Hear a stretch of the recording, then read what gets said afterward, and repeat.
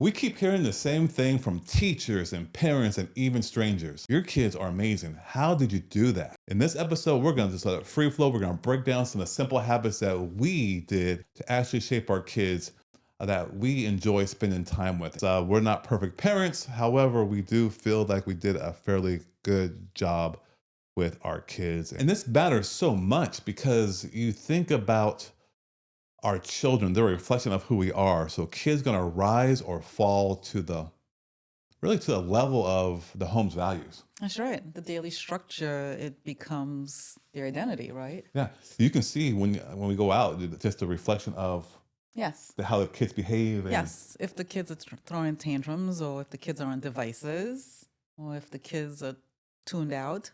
yeah. And I think one thing that we're gonna get into is when you think about the patterns of today Mm-hmm. and how kids are acting, the values that are instilled into them, you can't debate it. Those carry into adulthood. Yes, it does. Now, it's not an end all be all No. because it can be reshaped, but it just takes a lot more effort to be And learned and be time. reprogrammed in a sense. Yes. That's like you having to relearn how to eat properly. It's not going to happen overnight for most people. It takes time to relearn those habits on how to eat properly Yeah, and it be just takes attuned to time. your body. So it takes time. And part of like eating properly starts at the home when the kids. And the thing is that number one is first tip. First up is when we got married, Mm-hmm. we had to talk Mm-hmm. and we said, okay, well, this is what I want. You had to want some things as well, and we were 100%. Yeah, that's our goal. Aligned. Yes. Yeah, and so we got together, had kids, and the thing that we decided was that all of our decisions that we make for the family and for our kids are based upon values. Yes. And what was important to us was being a cohesive unit and supporting each other. Yeah, So we weren't divisive. We weren't divided on certain topics. We were aligned. completely aligned. And if we had different views, Yes. we came back to the values and said, Yes. hold on here, what we're trying to achieve here, because we have to make that decision based upon that. Correct. So you want to give an example? Um, I mean, it could be. I mean, every little choice has to reflect a value. So if you reflect about treating people kind and showing respect, right, or having respect for the people, as a father, when it comes to you, right, if you make a decision and you're showing some discipline to the kids, or making a decision for the outcome of them, and we already know it's kind of lying there, and they come to me and say, mommy said this or did this, I don't want to do that. Okay, no, no, no. What mommy said goes, because if I go against it otherwise, I'm pretty much showing them that there's a lack, that being disrespectful or not listening to you is okay. Right. And it's an unspoken repercussion of making that decision or doing something that is not aligned with our overall values. One of our core values is having respect for all people and also parents. Exactly. And it's also the same when they come to us and oh my gosh, I just lost my train of thought. They come to us all the time.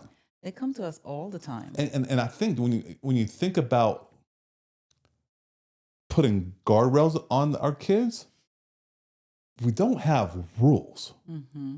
But what we do have are guidelines and guardrails based upon our values, and those what guide behavior. And so when they come to you, that's what you expect them to behave like. Right. To listen. And we are, I when they come and they want to vent, because I know the difference between venting and trying to manipulate. Not that they ever try to manipulate, because we didn't raise them to be like that. But The value, the we value don't manipulate. right. We go back to it, and we're always unified on the front. And if we don't agree, we like you said, we go back to the values and we talk about Yeah. it. But we always come together as a unified front.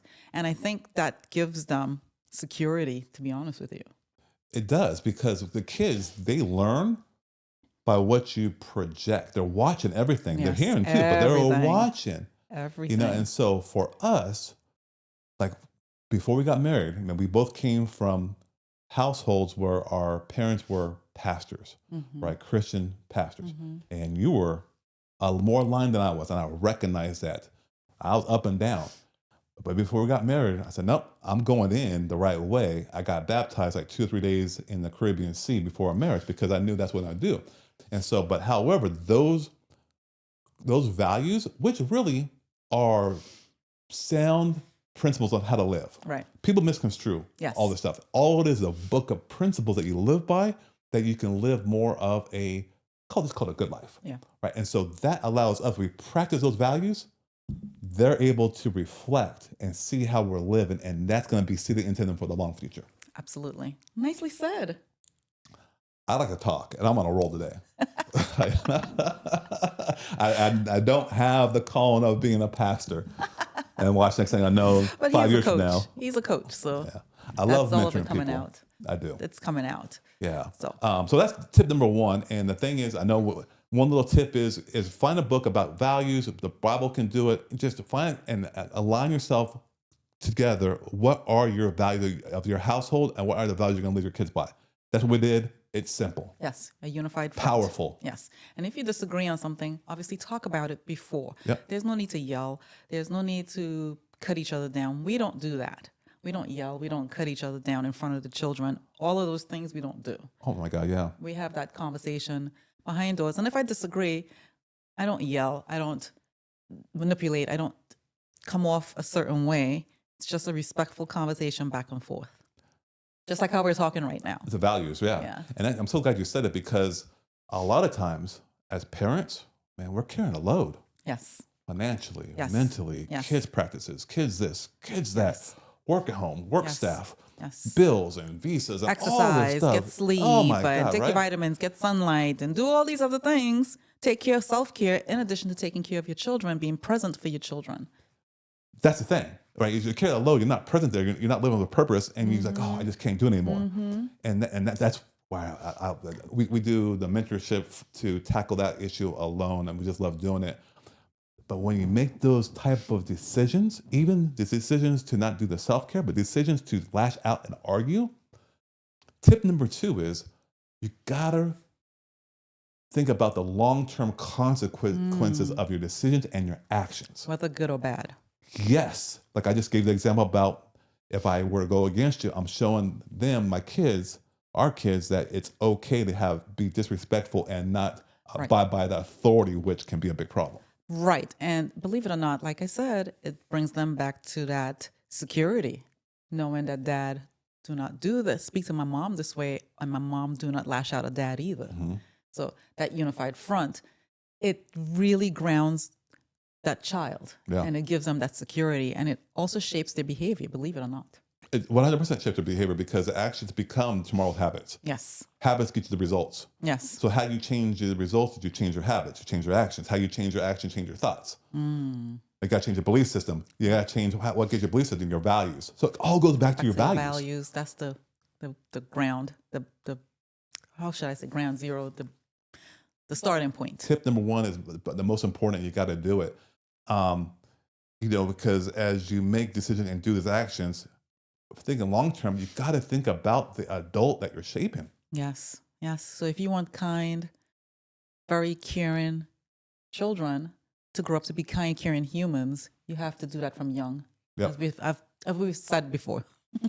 Because as parents, we're leaders. Yes. You got to be the leader. Yes. You have to be the leader of the house. And when it comes to the fathers, we need fathers in the household. Yes. Straight up, because they are the head authority figure of the house. Yes. I'm not saying authoritarian type of style, Right. but they are the guiding ship. The guiding the ship, they're the captain of the ship.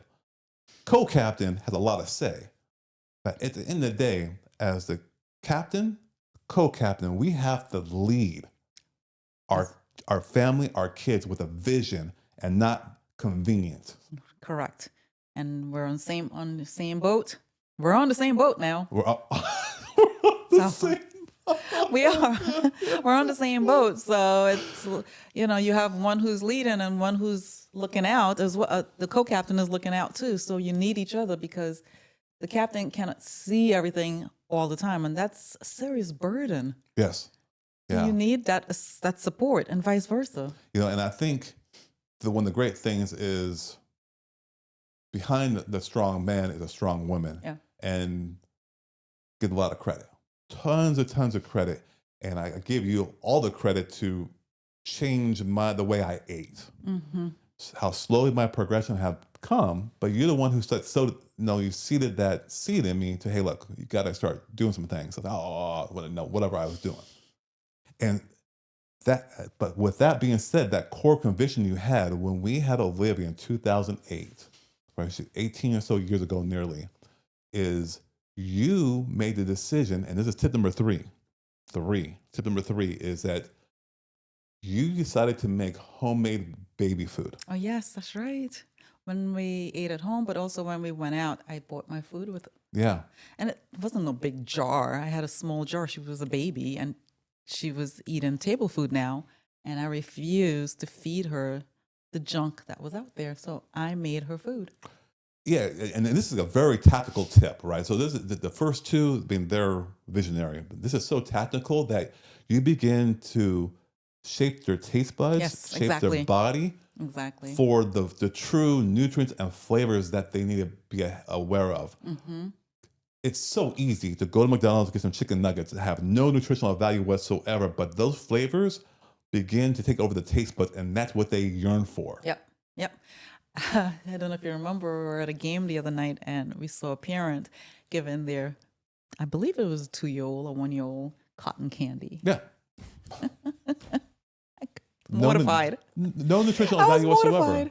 But again, Convenience. convenience. But they're also, like you said, shaping those taste buds. Yes. Shaping up for the future. Correct. And you saw that within food.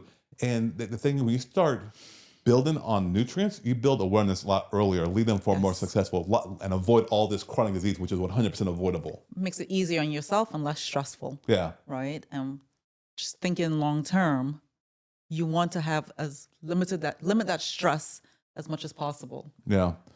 Um, it's a very tactical tip. Start doing it. You can change the way taste buds start tasting relatively quickly. Yep. I Yep. know if you have any questions, just reach out to us. Yep. Almost another one. The number 4 tip is, and again, you have such great motherly instincts. And then you look back now, like, wow, what a bad ass mother you have been.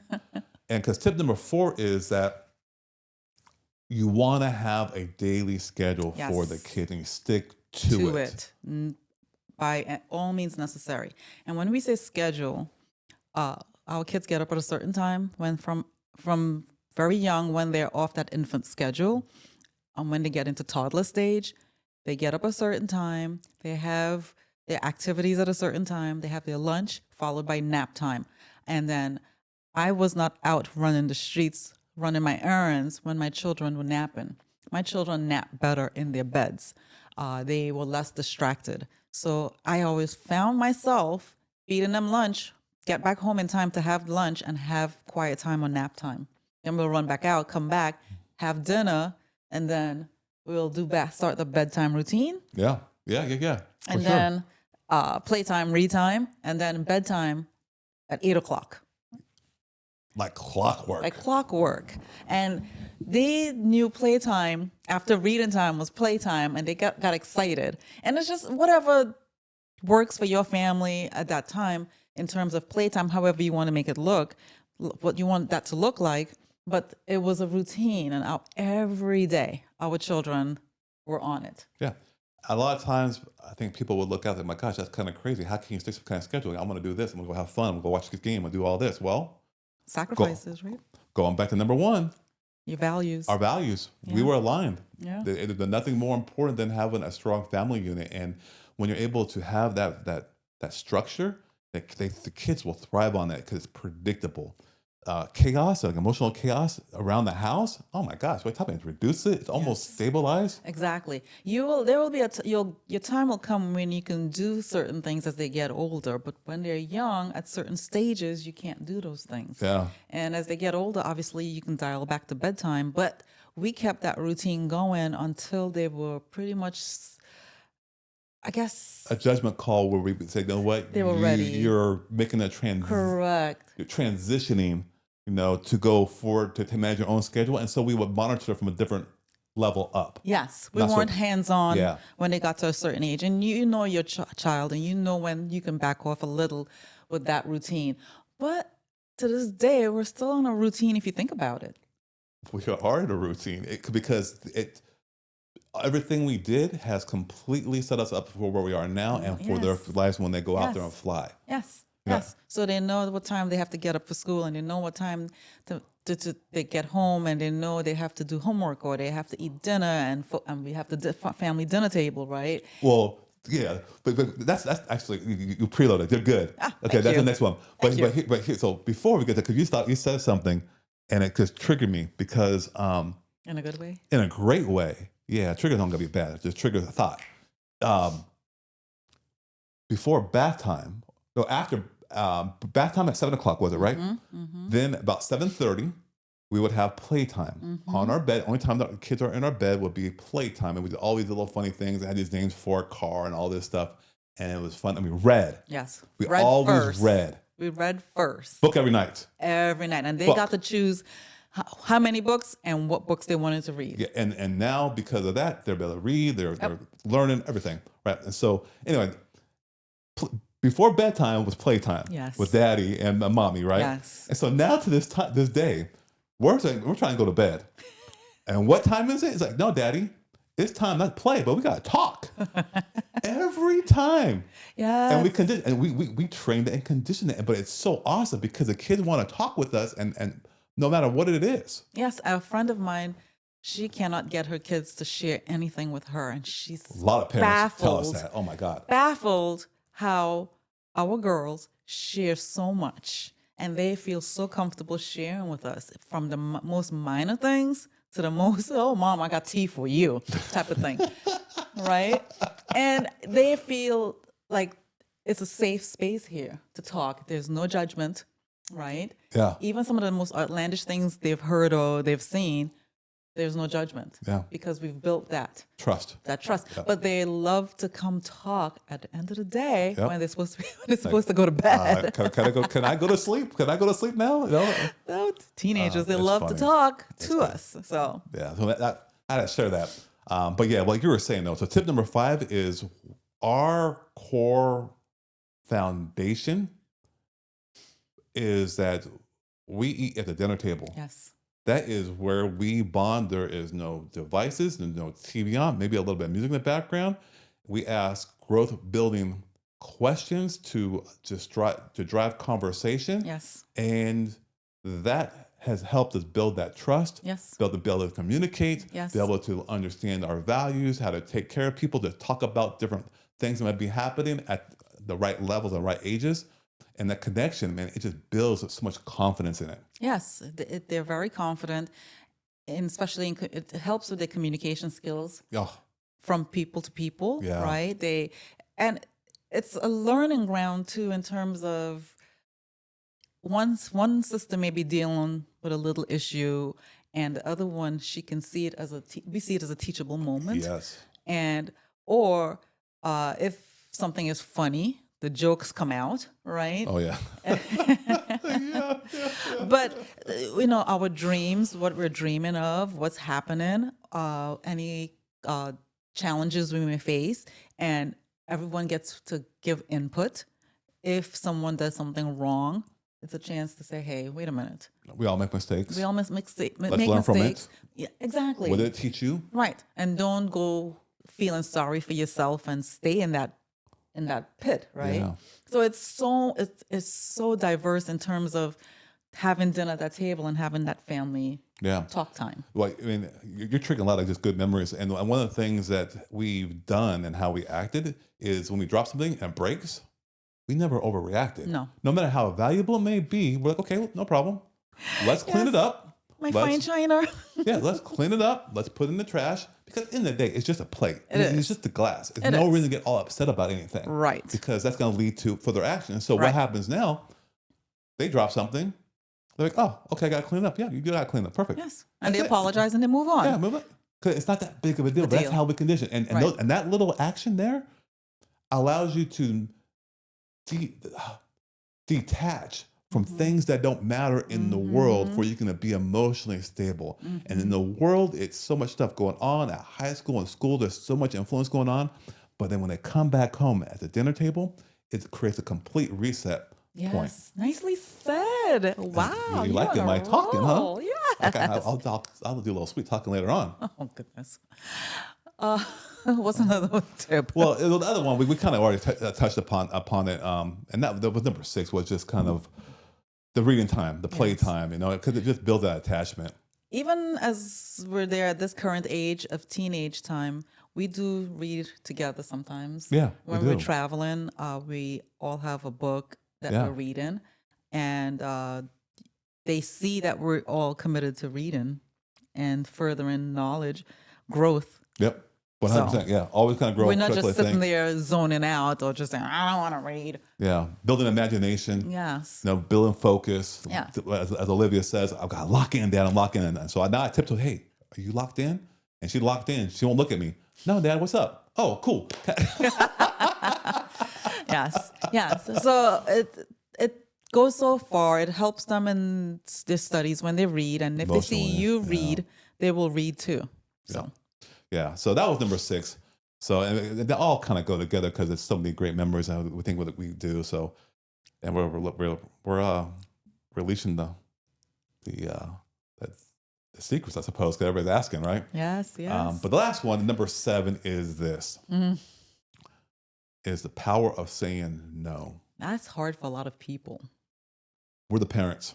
At the end of the day, we are. My decision is going to shape short-term and long-term conditioning, and whatever I, even if I ignore something and not really give a answer, yes or no, or try to change it, that means I'm tolerating that. Mm-hmm. Essentially saying it's okay to do that. Messy room, I don't say anything, don't enforce it. I'm tolerant, so I'm saying yes, it's okay to be messy. Mm-hmm. Your vegetable, whatever it may be. And so the power of saying no is that it teaches boundaries and safety, and also just knowing that the world is not going to say yes to you all the time. Exactly. Exactly. Sometimes they need to hear the word no. Not to be mean, right? But you're teaching them look at the bigger picture of what you're teaching them. So if they don't get that job or if they don't make that basketball team, whatever, right? Mhm. They get a decline. They are equipped to handle it versus if they're given everything and when they don't get it, the tantrum they will throw, Mhm. right? And feel sorry for themselves. That's not how the world operates. No, not effectively, at least. Yeah. Because as a father, when you say no, it communicates leadership. Mhm. Daddy said no. Yeah, I said no. Yes. That means you're not doing it. Yes. They come to find. So basically, what we're doing when we are training them from probably 1 to 4 years old, right? 0 to 4, really. Between 4 and 8 years old, 5 and 8, we're then teach them Yeah. why we say no, Right. right? And then we begin to start transitioning, or start really, I should really start trusting them to make their own decisions, right? Decisions. Yeah. Yeah.